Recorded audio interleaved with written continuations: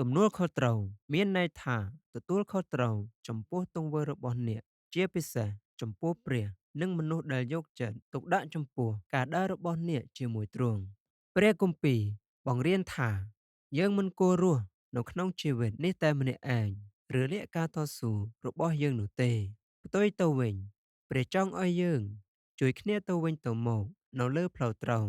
បងប្អូនអើយ បើបានទាន់ឃើញមនុស្សណាធ្វើខុសអ្វី នោះអ្នករាល់គ្នាដែលដើរដោយព្រះវិញ្ញាណចូលតម្រង់អ្នកនោះដោយចិត្តសភាព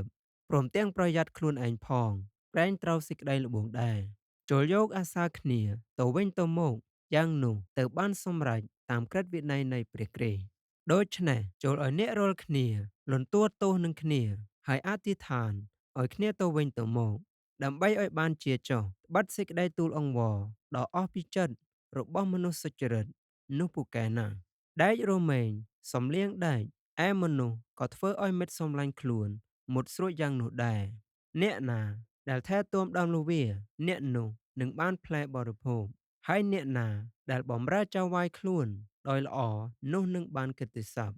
មានគ្នាពីរនាក់នោះវិសេសជាងនៅតែឯងពីព្រោះគេមានរង្វាន់យ៉ាងល្អ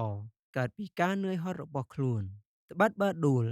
នោះម្នាក់នឹងជ្រងគ្នាឡើងវិញតែវោហើយអ្នកណាដែលដួលក្នុងកាលដែលនៅតែម្នាក់ឯង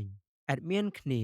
នឹងជួយជ្រងឡើងវិញភាពស្មោះត្រង់ប្រាប់ការពិតអំពីការតស៊ូរបស់អ្នកមិនលាក់បាំងអំពើបាបឡើយការគ្រប់គ្រងអនុញ្ញាតឲ្យមនុស្សដែលគួរឲ្យទុកចិត្តលើកទឹកចិត្តនឹងកែតម្រូវអ្នកអធិដ្ឋានសម្រាប់គ្នាទៅវិញទៅមក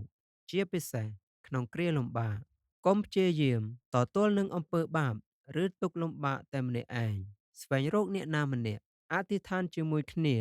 លើកទឹកចិត្តគ្នាទៅវិញទៅមក